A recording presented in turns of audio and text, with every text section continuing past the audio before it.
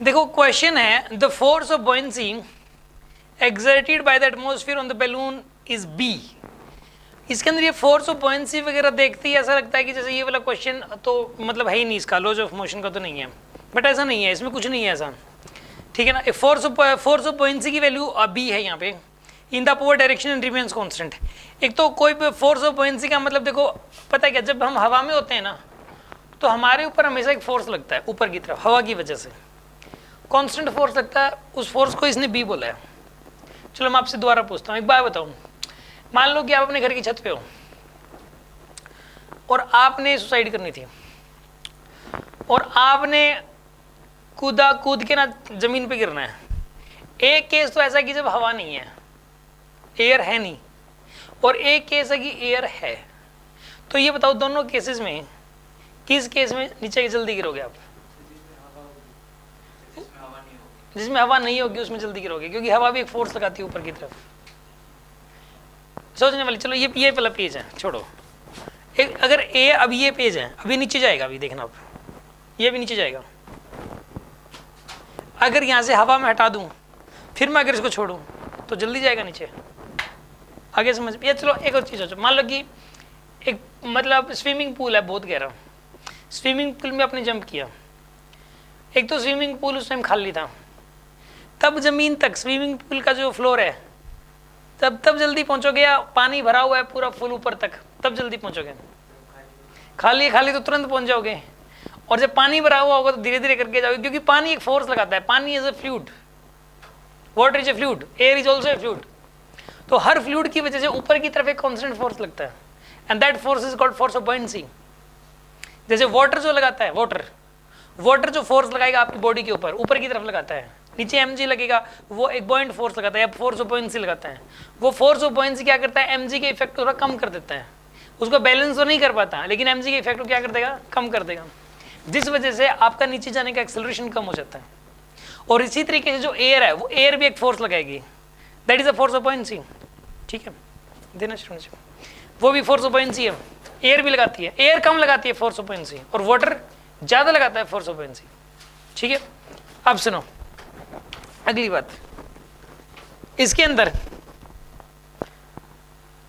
A force of buoyancy exerted by the atmosphere on the balloon is B. Balloon के ऊपर लगता है, ये बैलून ऊपर क्यों उड़ता है हवा में, आप ऐसे छोड़ दो, क्योंकि उस पर फोर्स ऑफ बॉयंसी लग गया ज्यादा और mg लग गया कम, mg कम लग गया, फोर्स ऑफ बॉयंसी ज्यादा लग गया, इस वजह से वो ऊपर की तरफ जाता है। उसके अंदर हवा भरने से जितनी ज्यादा हवा भरोगे उतना फोर्स ऑफ बॉयंसी ऊपर उतना ही ज्यादा लगता है। In the upward direction it remains constant. Constant is की value. The force of air resistance in the balloon acts opposite to the direction of velocity. अब air resistance हमेशा ही velocity के opposite में लगता है। जैसे for example, मान लो कि मैं यहाँ पे ये डस्टर को मैं इधर लेके जाऊँ, तो ये बताओ हवा का फोर्स किधर लगेगा इसके ऊपर, इस तरफ लगेगा। और अगर मैं इसको इस तरफ लेके जाऊँ तो एयर का फोर्स इस तरफ लगेगा। इससे पता लग जाएगा एक सेकंड के लिए, अगर मैं इसमें ऐसे करूँ हवा का फोर्स इधर लगेगा, अगर मैं ऐसे करूं तो हवा का फोर्स इधर लगेगा। तो याद रखिए आप, एयर का जो रेजिस्टेंस फोर्स होता है वो वेलोसिटी के अपोजिट में होता है, वो वेलोसिटी के अपोजिट में होगा, ठीक है। इसने वही बात बोली है, and proportional to the velocity, मतलब प्रोपोर्शनल टू इट। इसका मतलब क्या है कि जितनी ज्यादा वेलोसिटी होगी उतना ही एयर रेजिस्टेंस लगेगा। मतलब अगर आप इसको धीरे धीरे करके लेके जाओगे तो एयर का रेजिस्टेंस कम लगेगा, और तेजी से लेके जाओगे तो ज्यादा लगेगा। मतलब एयर रेजिस्टेंस जिसका एयर का जो फोर्स है, या एयर ड्रैग फोर्स बोल सकते हैं इसको, एयर ड्रैग फोर्स हमेशा वेलोसिटी के प्रोपोर्शनल होता है। वेलोसिटी अगर ज्यादा है तो एयर ड्रैग फोर्स ज्यादा, और वेलोसिटी कम तो एयर ड्रैग फोर्स कम, ठीक है। The balloon carries a mass m and is found to fall near the earth with a constant velocity v। Balloon का टोटल मास कैपिटल m है और वो नीचे की तरफ आ रहा है v की वेलोसिटी से। How much mass should be removed from the balloon so that it may rise with the constant velocity v, right? सुनो आप, देखो आप, सपोज चलो ऐसा करते हैं, एक बैलून है ये मान लो कि ये मासलेस है बैलून, तो बैलून क्या है यहाँ पे, सपोज मासलेस है,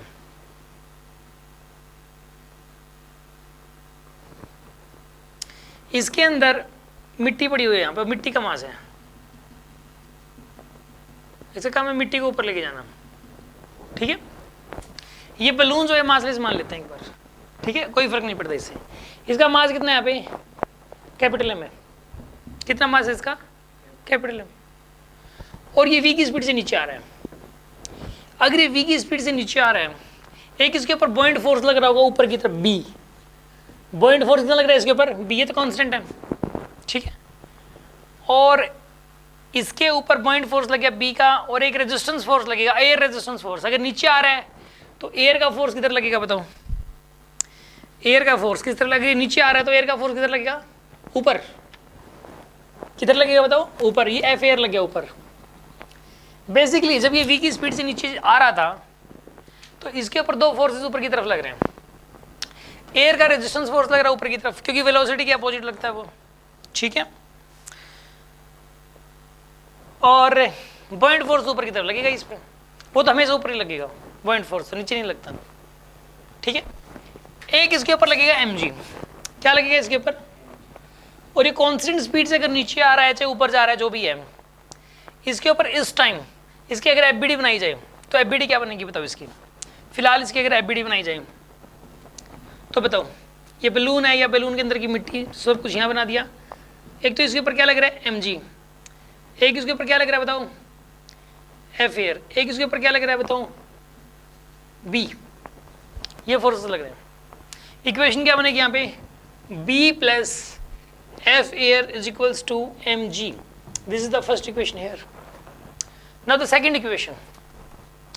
अभी सपोज ये जो बलून है यहाँ पे, इस बलून को आपने दोबारा से बना दिया फिर से।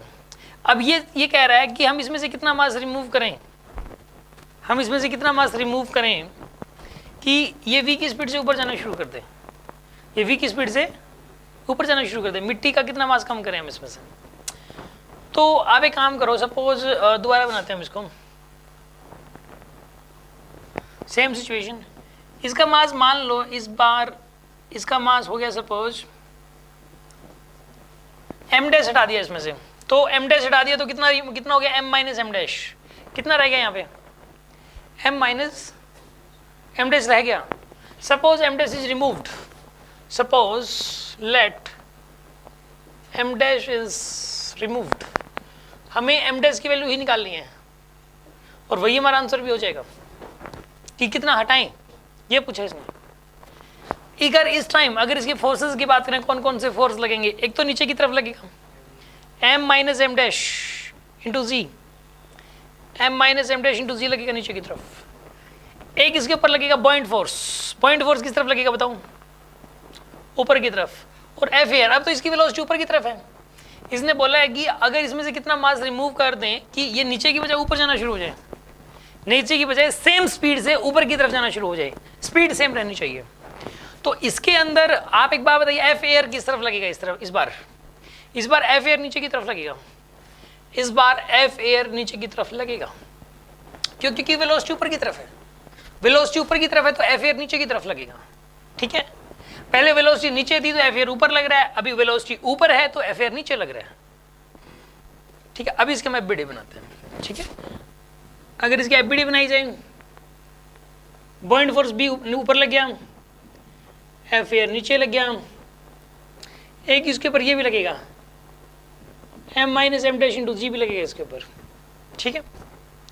अगर इसके अभी इक्वेशन लिखे हम लोग तो इक्वेशन क्या बनेगी बताओ, B is equals to F air plus में M minus M dash into G, ये बनेगी इक्वेशन, ठीक है। Now this is the second equation here. पूछा क्या था इसके अंदर, एम डैश की वैल्यू निकालनी है आपको, तो है ना। तो ऐसा करते हैं हम, इसमें से अननोन कितने हैं इसके अंदर।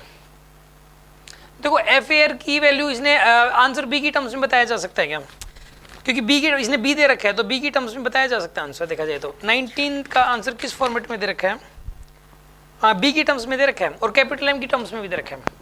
कैपिटल एम और एफ एयर को खत्म करना पड़ेगा आपको बस। एक काम करो फिर, आप इस एफ एयर को इधर ले लो। एफ एयर इसने गिवन नहीं है, एफ एयर बी गिवन है इसमें और कैपिटल एम गिवन है। गिवन क्या क्या इस क्वेश्चन में, इसमें जो आंसर हम दे सकते हैं कैपिटल एम गिवन है यहाँ पे और बी गिवन है, इनकी टर्म्स में आप बता सकते हो आंसर को, ठीक है, अब एक काम करो आप, इसके अंदर एफ एयर को इधर ले लो आप, तो ये बनेगा B minus F air is equals to M minus M dash into G. ये सेकेंड इक्वेशन है, फिर इसको थोड़ा सा अपडेट कर दिया मैंने, और अब इसको इसके अंदर ऐड कर दो आप। अगर आप ऐड करोगे तो B minus F air is equals to M minus M dash into G, this is the second equation यार, ठीक है। और ये इससे कैंसिल हो गया, तो आपके पास निकल के आएगा 2b इज इक्वल्स टू, ये बनेगा यहाँ पे mg माइनस में mg प्लस m डैश जी, ये बनेगा, और ये कैंसिल, ठीक है। तो आपके पास m डैश की वैल्यू निकल के आएगी यहाँ से 2b बाई जी। बट ये कैसे हो सकता है, ऐसा तो नहीं हो सकता आंसर में, m तो आया नहीं इसके अंदर, कहीं ना कहीं मिस्टेक की हमने।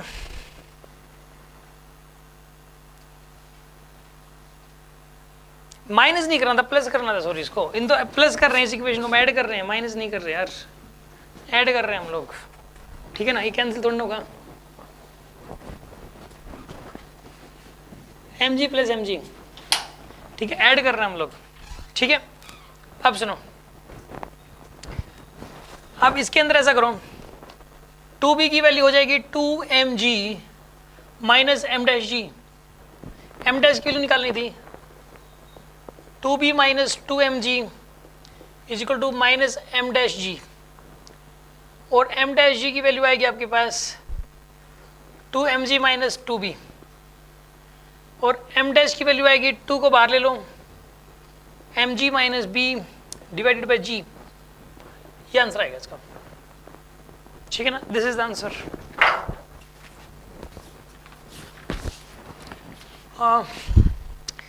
इसका आंसर दे रखा है 2 इंटू 2 को बाहर ले रखे हैं